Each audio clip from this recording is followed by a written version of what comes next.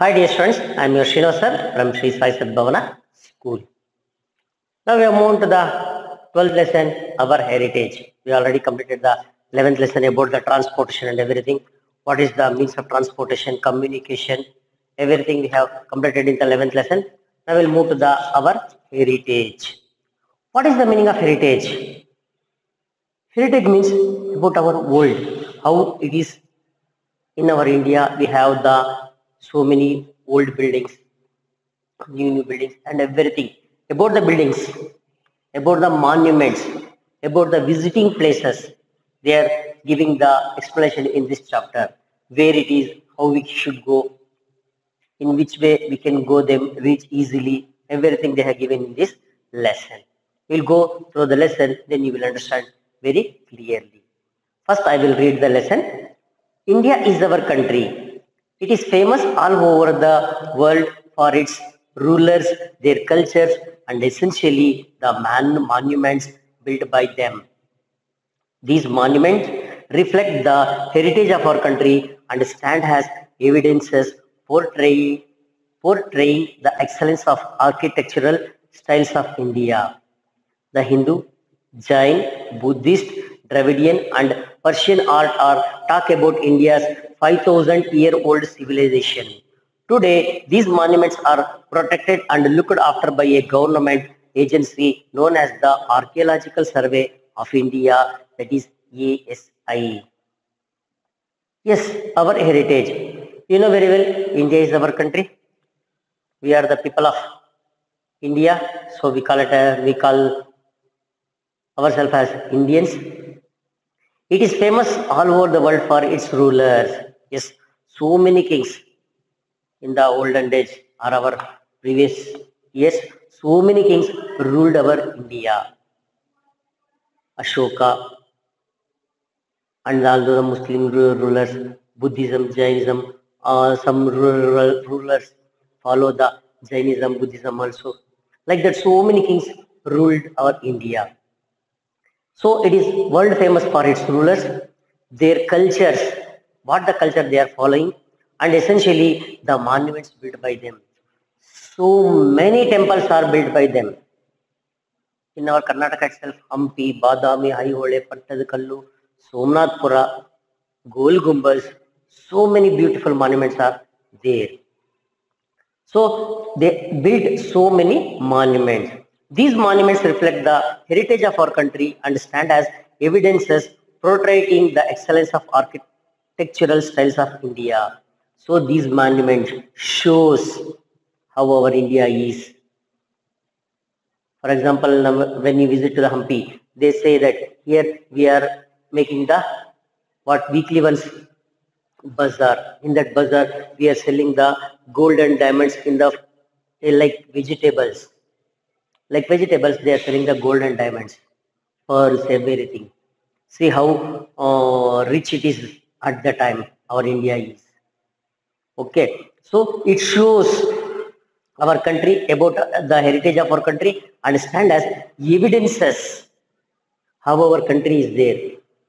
If you see the Qutub Minar, or if you see the Taj Mahal, if you see the Vaishaleshwara temple at Belur Halebid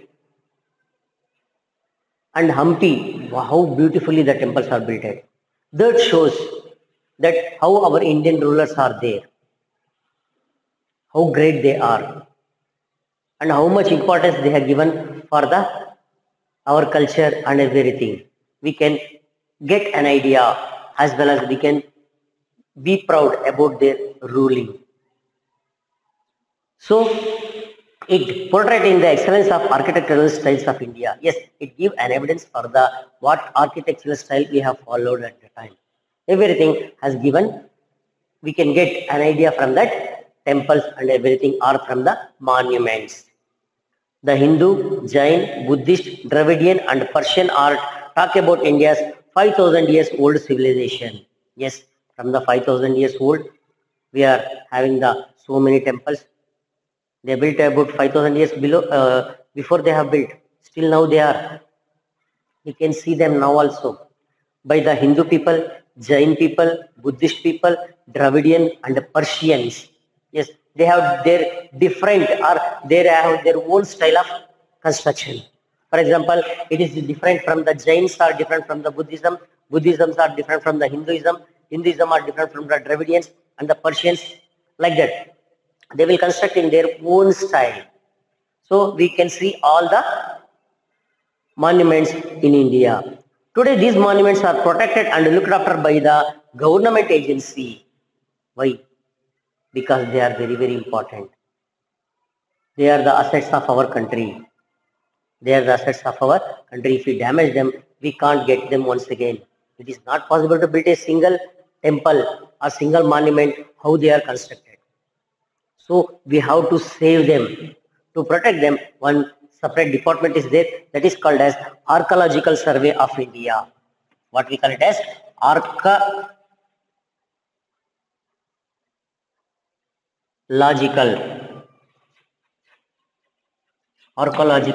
Survey of India.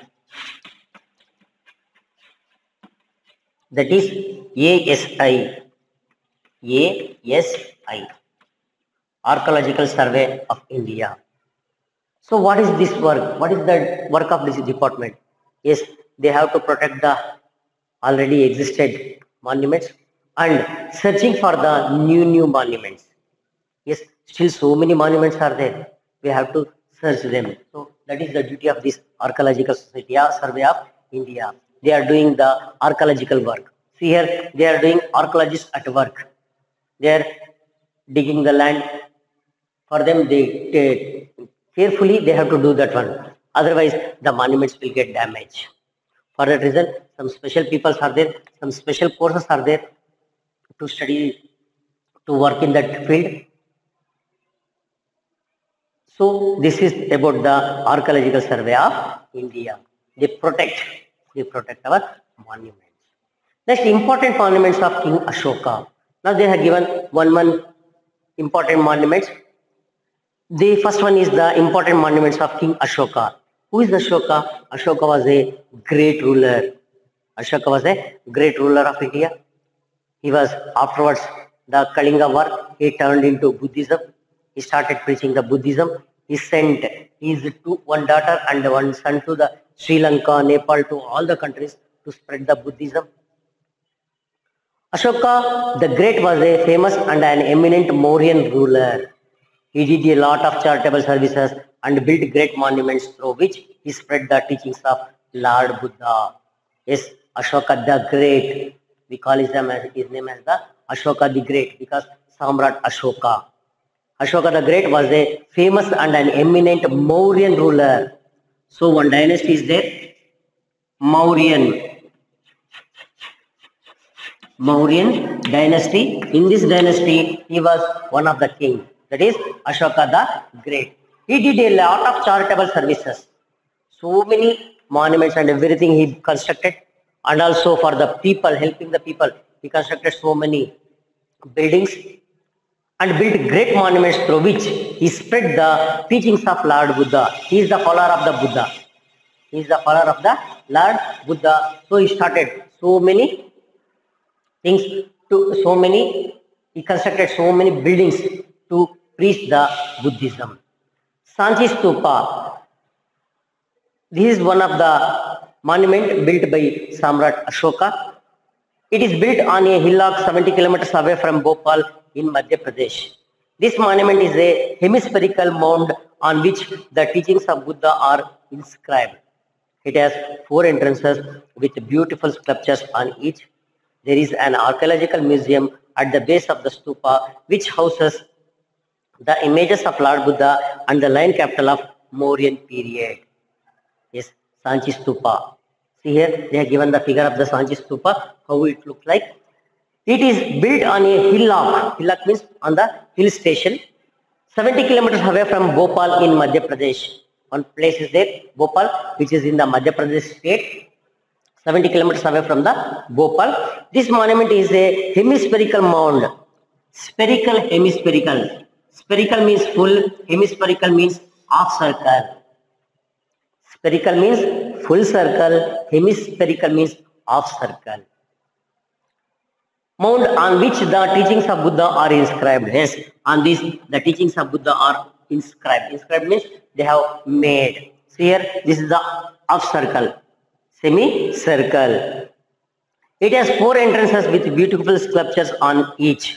That means it has four sides entrance. It has four sides entrance here, here, here, and this side. Like this, it has four sides entrance.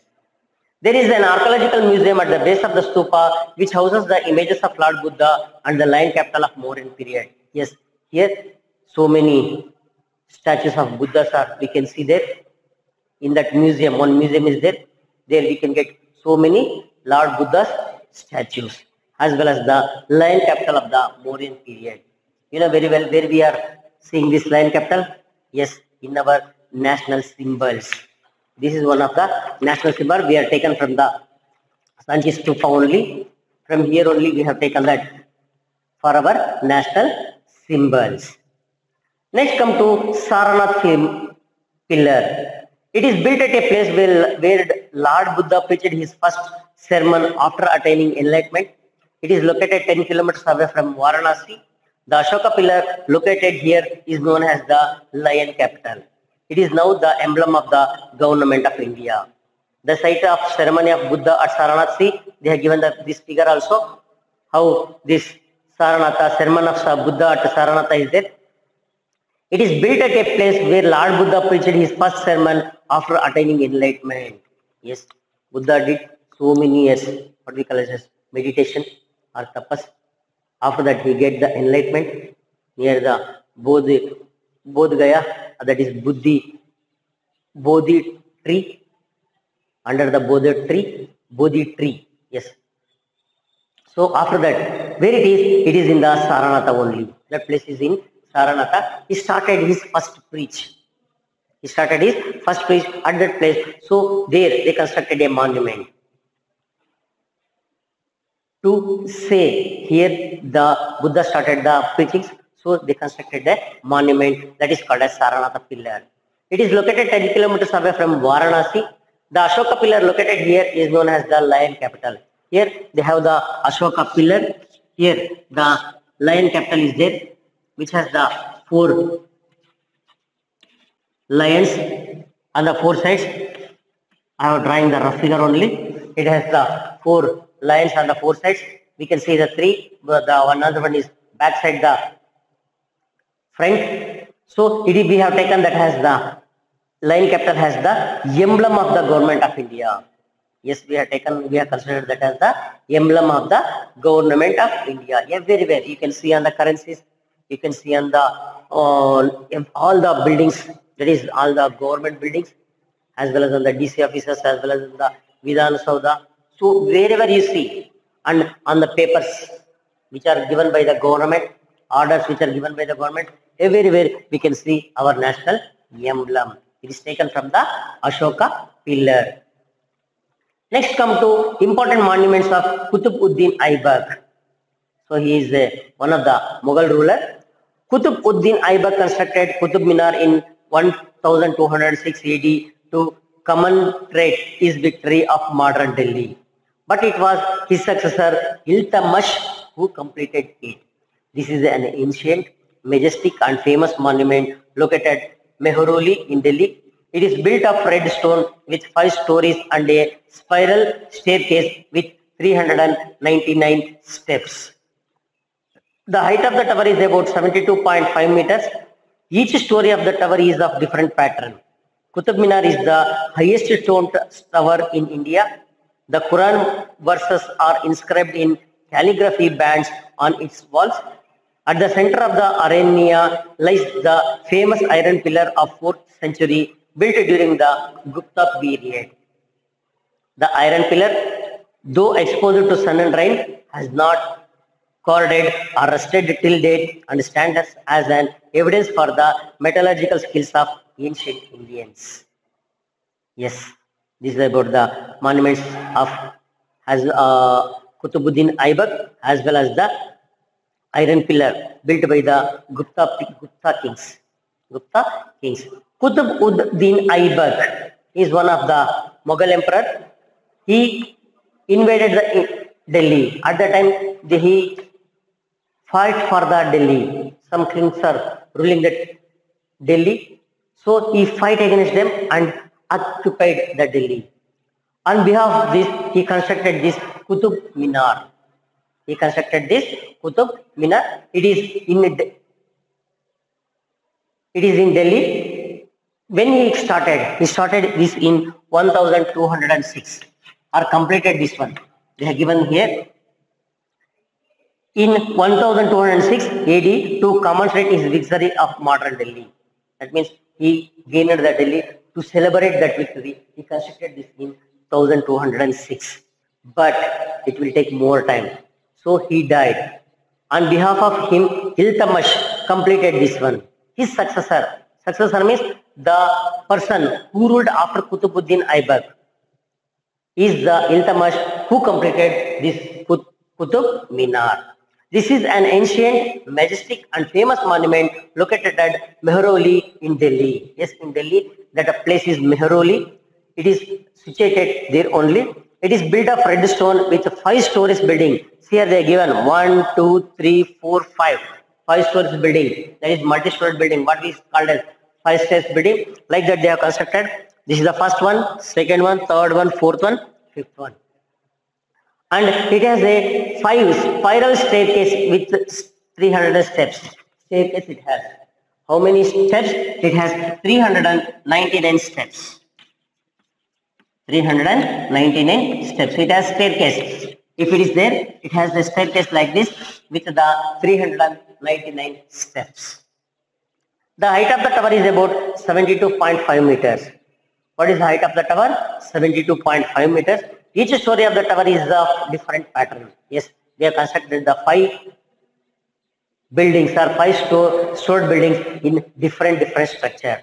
Qutub Minar is the highest stone tower in India. This is the highest stone tower in India. The Quran verses are inscribed in calligraphy bands on its walls.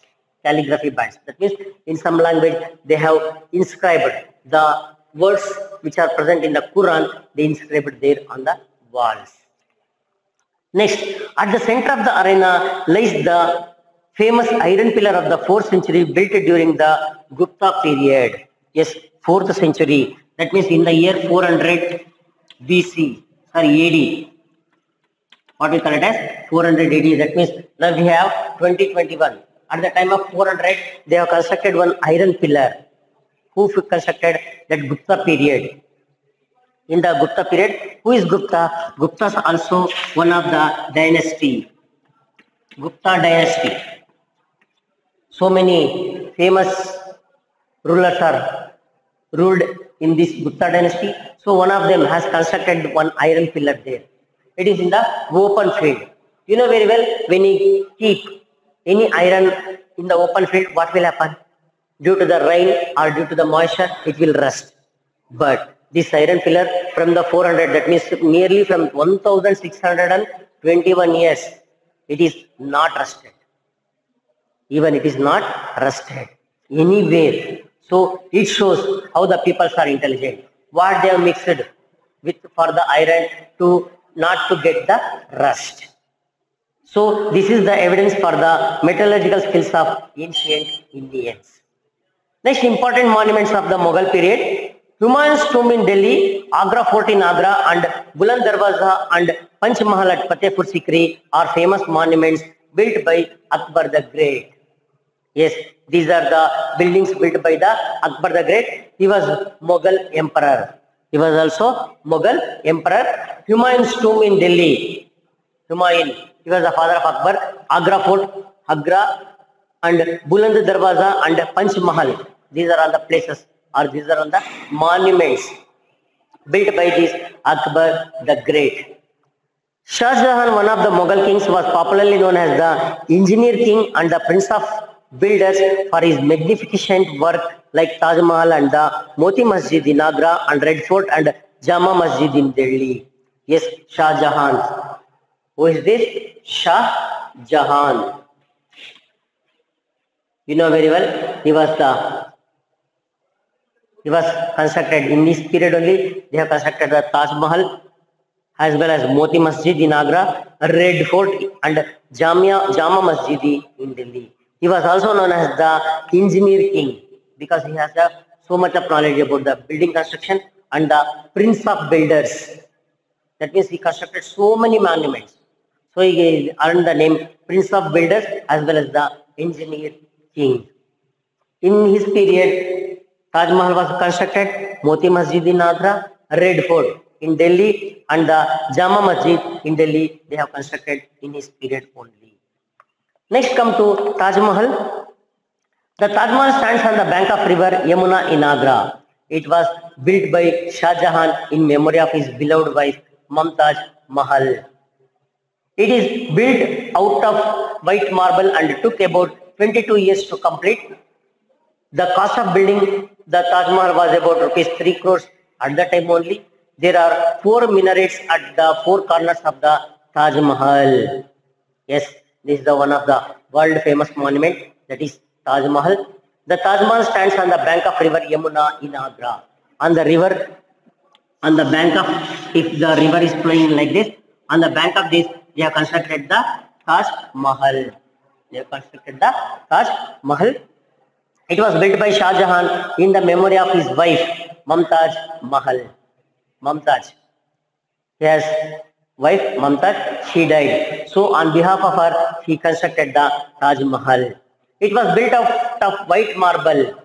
It was built by the white marble and it takes nearly 22 years to complete. Just imagine how beautiful it is. It takes 22 years to complete. The cost of the building of the Taj Mahal was about rupees 3 crores, not now. At that time, just imagine then how costly it is. At that time, 1 rupee means it is equal to lakhs together now. But at that time, it cost rupees 3 crores means imagine what is the cost of that building. There are 4 minarets at the 4 corners. 4 minarets means 4 sides. It has the 4 minars. 4 minars. It has the 4 minars. So the interior and exterior of Taj Mahal are decorated with artistic designs and calligraphy. Yes, here also the interior, inside as well as the outside. Inside as well as the outside, they have calligraphy structures, that means designs. The main structure of the Taj Mahal, a dream in marble, is surrounded by ornamental gardens, fountains and pools. Yes, the main structure, it is surrounded by the so many parks and ornamental gardens, fountains and pools. Because so many people are visiting this place, so to take rest or to visit once again, they have made this place very beautiful by constructing the fountains, pools and the ornamental gardens. It was also called the Queen of Architecture and the Treasure in Beauty. Yes, it is one of the Queen of Architecture. Queen of Architecture, that means so beautiful building it is, and treasure in beauty. It is ranked the number 1 amongst the 7 wonders of the world in the recently constructed poll in July 2007. Yes, they are conducting the poll, which are the beautiful monuments in the world. In 2007, Taj Mahal got the first place. Taj Mahal got the first place. We have 7 wonders. Okay, for example, pyramids, Taj Mahal, Eiffel Tower. So these are all comes under the 7 wonders. In that, Taj Mahal is also one. So when they conducted, which one is the beautiful place? So in 2007, all the people voted for this Taj Mahal. Okay, I hope you understand. This is about the Taj Mahal. Next, come to Red Fort. It is built of red stone and marble. There are 2 gateways as entrance. The Diwan I Khas and Rang Mahal are the buildings enclosed inside the Red Fort. On Independence Day, the Prime Minister of our country unfurls the national flag from the ramparts of the Red Fort. Yes, it is Red Fort. It is built of red sandstone and marble. As the name indicates, it is red in color. It is made by the red stone as well as the red marble. There are 2 gateways of entrance. It has the 2 ways for the entrance. The Diwan Ayam and Diwan Ikas and Rang Mahal are the buildings enclosed inside the Red Fort. There are 3 buildings inside the Red Fort. the Divan I Am and Divan I Khas and Rang Mahal.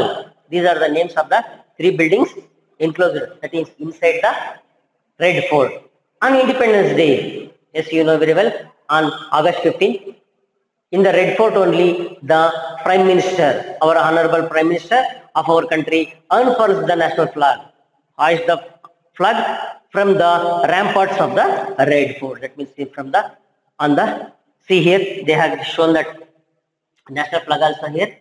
That means it is very, very important place where we salute our nation in the, on the day of independence. See, they have given the figure Diwan I Alam, Diwan I Khas and Rang Mahal. These are inside the Red Fort. They have given the figures of this Diwan I Am, Diwan I Khas and Rang Mahal. Next come to important monuments of the Pallavas. So they are also the kings of India, Pallavas. The Pallavas were the first well-known dynasty in the history of the Deccan. When you come to the South India, this is about the North India. When you come to our South India, that is Karnataka, Tamil Nadu, Kerala, Andhra Pradesh, these are all comes under the South India. So the Deccan part of the India, Narasimha Varma was a great ruler of this dynasty. Who was the great ruler? Narasimha Varma. He laid the foundation for the city of Mamallapuram, the present Mahabalipuram near Chennai, Tamil Nadu. Yes, now also it is present Mahabalipuram. We call it as the Mahabalipuram. On the seashore it is there in Tamil Nadu state, or it is in the, before it is called as Mamallapuram. Before that it is called as Mamallapuram. Present, now we call it as Mahabalipuram near Chennai in Tamil Nadu. He adorned the city with rock-cut rathas or 7 pagodas. Each ratha is carved from a single boulder of rock. The best group of rathas are the Pancha Pandava rathas. The Pallava king was a great pattern of architecture and sculpture. The famous temples of Kanchi still stand as a testimony of the magnificent contributions of the Pallavas. The shore temple at Mahabalipuram, closer to the shore, and Kailasnath temple at Kanchi are marvelous of their architecture. Yes, this is about the Pallavas king. I will explain now. The Pallavas were the first well-known dynasty in the history of the Deccan. That means they are the best rulers. So many best rulers are there, but they are the starting rulers who are the best in the Deccan, that is southern India. Narasimha Varma was a great ruler of this dynasty. He laid the foundation for the city of Mamallapuram, that is Mahabalipuram, near Chennai in Tamil Nadu. On the seashore it is there. He ordered the city with rock-cut rathas. Yes, he decorated the city with rock-cut rathas or 7 pagodas. That is the name of the rathas. Each ratha is carved from a single boulder of rock. They have taken a huge rock. In that they will cut the rocks into, or carve the rocks into the rathas. Not cutting, carving as the rathas. The best group of rathas are the Pancha Pandava rathas. That is Pancha Pandava. How many Pandavas are there? 5 members. Dharmaraya, Arjuna, Nakula, Sahadeva, Bhima. So these are the Pancha Pandavas. On behalf of his names, he constructed 5 rathas. The Pallava kings were great patrons of architecture and sculpture. The famous temples of Kanchi, yes, Kanchi, now also it is there. So many people are visiting the Kanchi. Stand a testimony to the magnificent contributions of Pallavas. Yes, in Kanchi there are so many buildings are there, and in Mahabalipuram also, and in Kumbakonam also, so many temples they have constructed. In Kumbakonam, it is a place of temples only. You may get more than 100 or 200 temples in Kumbakonam. The shore temple at Mahabalipuram, closer to the shore, and Kailasanath temple at Kanchi are marvel of their architecture. Yes, near the seashore it is there, temple. The shore temple, see here they are given the temple. The shore temple, it is very beautiful. These are all the marvels of their architecture. At that time they have constructed these. How they constructed this, we don't know, because they have lifted the so many rocks to that height. They have lifted the so many rocks because now we have the JCB and everything, crane and everything. But at that time there is no crane or JCB or anything. But also they have constructed so many huge buildings. We don't know how they are constructed. These monuments bring to light to like the rich heritage and culture of our motherland, India. It is our duty to look after the various monuments and preserve them for our future generations. Yes, we can't construct them once again. It is not possible to us also. But what we have to do, we can safeguard them. We can safeguard them, rich heritage and culture of our motherland India. It is our duty to look after the various monuments and preserve them for our future generations. How we can safeguard? When we visit the place, don't touch it. Enjoy from the distance. Don't pollute that places. Don't pollute that places or touching it or pulling it or pushing it. Don't do all those things because they are constructed very carefully, so we have to safeguard them.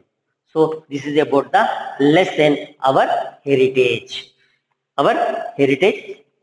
So here they are given about the, do you know, the Ajanta and Ellora caves are included in the World Heritage Sites by UNESCO in 1983. Ajanta and Ellora caves are there. Inside the caves they have constructed so many beautiful monuments, that is Ajanta and Ellora. Paintings are there. Ajanta and Ellora caves are famous for the paintings. Inside the caves they have painted. Now we have to see means we have to use the candles or anything, but we don't know how they have painted that one. By using what light they have used it, we don't know about it. The shadow of the Brihadeshwara temple tower at Tanjavur, Tamil Nadu never falls on the ground except on the birthday of King Rajaraja Chola, who built it. See how beautifully they have constructed.